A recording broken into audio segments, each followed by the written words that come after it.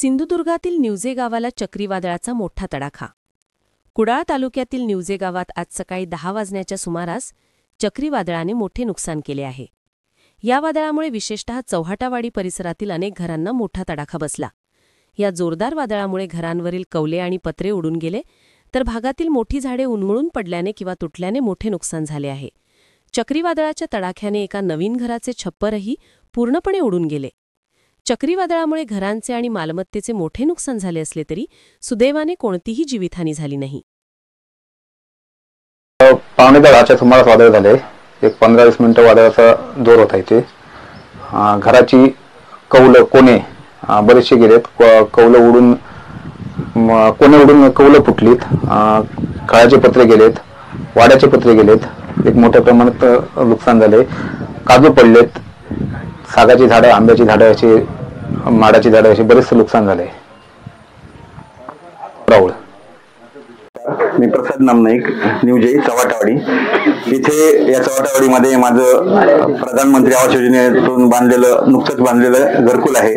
आणि आज सकाळी 9:30 पावणे 10च्या सुमारास इथे चक्रीवादळ झालं आणि या चक्रीवादळात पूर्णतः घराचे छप्पर उडून गेलंय। त्याचप्रमाणे भिंतींचंही नुकसान झालंय। पण सुदैवाने आज सरस्वती पूजन असल्यामुळे आम्ही घरातील सर्व सदस्य शाळेत गेले असल्यामुळे इथे जीवितहानी टळली आहे, परंतु घराचं पूर्णपणे नुकसान झालेलं आहे, आपण बघू शकता। पंचायत अधिकारी निवजे इथे निवजे गावात चव्हाटावाडीमध्ये प्रसाद नामनाईक आपले प्रधानमंत्री आवास योजना ग्रामीण टप्पा 2 अंतर्गत मंजूर घराचे लाभार्थी आहेत। त्या लाभार्थींना गेल्या वर्षीच घर मंजूर झाले आणि त्यांनी आताच 1 महिन्यापूर्वी घर बांधून पूर्ण केले आणि आता ते दसऱ्याला त्या दसऱ्याच्या मुहूर्तावर घरात गृहप्रवेश करणार होते आणि त्यांनी सगळी तयारी वगैरे केली आणि अचानक आजच सकाळी 9:45च्या नंतर एक स्ट्रॉंग म्हणजे वादळ आलं, चक्रीवादळ। त्या वादळात त्यांचं घराचं पूर्ण छप्पर उडून गेलं।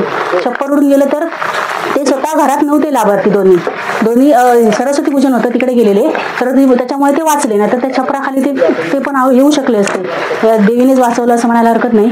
त्यात करून आपल्याकडे प्रसाद, त्याच्यानंतर राहुल म्हणून आहेत, राजू राहुल, त्यांचं एक घर, त्यांच्या घराची छपराची कौलं उडून गेली आहेत।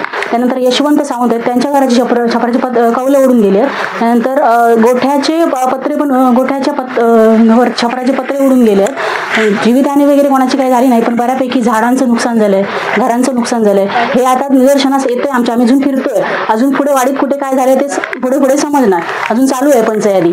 त्याच्यामध्ये बऱ्यापैकी नुकसान लोकांचं झालंय। ह्या घराचं तर पूर्णच नुकसान झालेलं आहे, भिंती वगैरे फुटलेल्या आहेत।